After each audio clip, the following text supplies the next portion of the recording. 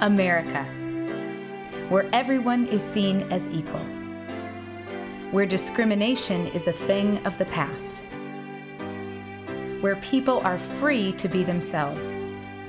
Right? Throughout history, homosexuality has been regarded with fear, suspicion, often hatred. Across the country, debate continues to rage. Is homosexuality a sickness, or simply an instinctive part of nature, fighting for acceptance? Either way, history tells us that acceptance has never been humanity's defining attribute. This is a story of a man who does not enjoy many of the freedoms most Americans take for granted. As far as I can go back, I've always known I've had this feeling. Being raised a Catholic and, being raised in the South, you're dying going to hell.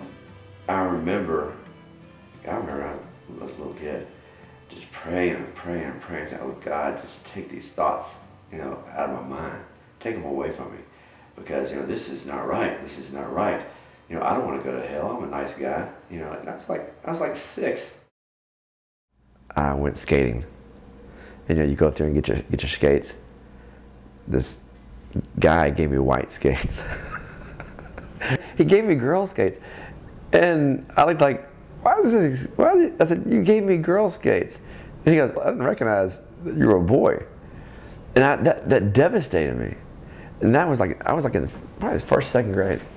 I think right then I realized if I did not,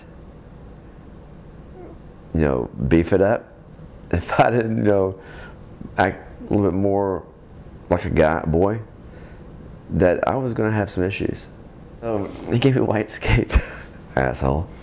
And that little conflict of my sexuality, knowing that if I came out, it could so-called ruin my life. Met this girl, she got pregnant and got married, and that's when my number 1 son came, and then all of a sudden, boom, number 2, number 3, and it was pretty good. I've always been attracted to men, but I played the part. I played into what society expected of me. Was it fair to my ex-wife? No, it wasn't. Nice little happy family, 3 kids, wife, husband, nice house. I was miserable. I loved my life, and I loved my wife, but I was not in love with her, and I was not in lust with her either. I played the part. I was going to university in Memphis, and this guy walked the door, and man, you heard of that saying, love at first sight? That kind of like that magical, some mythical, people that fall in love at first sight, don't even know the person. That a lot of people think it's not true. You can't do it. Well, it's possible.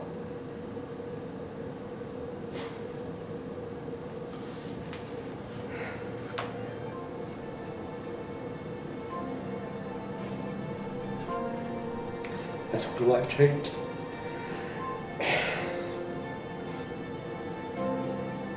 I know I was going to do that, but that's when my life changed. It got hard. It got real hard. I was married. As a dad with 3 kids, and I felt like I'd be cheating on all of them.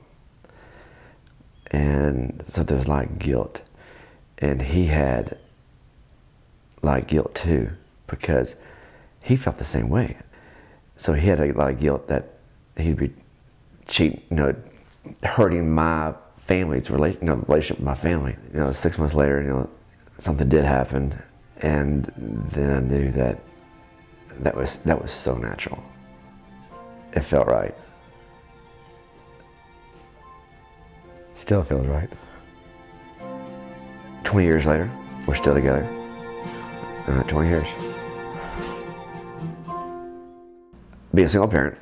That's hard. That's probably the hardest job I've will ever have, is to be a single parent. You know, making sure your whites are white, your brights are bright, your house is clean, the kids are up and ready for school. And then at the same time, knowing that there's a personal side of you that needs fulfillment mentally, physically, emotionally. And you have that partner, but you can't share it.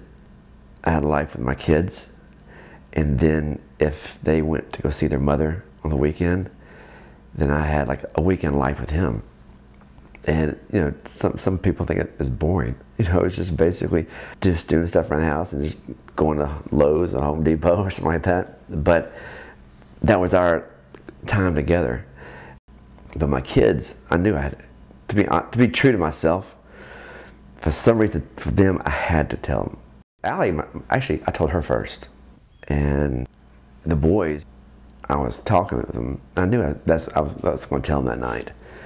And of course, you know, boys are different than, you know, for some reason, girls have a little tendency to accept it easier. But then these are my sons, you know, and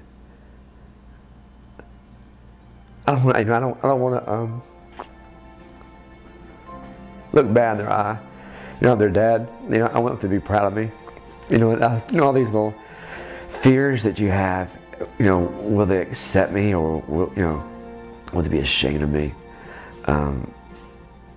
And so, I think I got two margaritas. Before you tell them, you always think of these scenarios. What ifs? You know, what if this? What if that? What if they didn't accept it? You know, I just said a prayer, and I just told them. It kind of shocked me because they really didn't know who it was. And all of a sudden, one of them said, "Oh no, is it Joe?"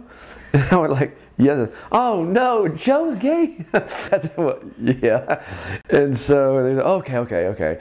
You know, at least we like the person. They thought, I guess we just hit it in a way that they didn't think about it. And like I came out with them about 5 years ago. If our relationship wasn't, the feelings for each other was not strong, it wouldn't have lasted. Because really and truly, it still surprises me how today, I love him more today than I did 20 years ago. And I'm in a much, much better place today.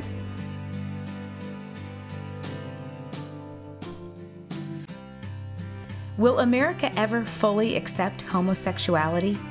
The answer seems unclear. Recent surveys show that only 49% of this country agrees that society should accept homosexuality. One thing that is clear, we aren't going anywhere. We made it through natural selection, Christianity, Hitler, and even the embarrassing products of Richard Simmons. Tim's story shows us that no matter how hard people try, true love can never be altered. When it comes to love, we are all in the dark.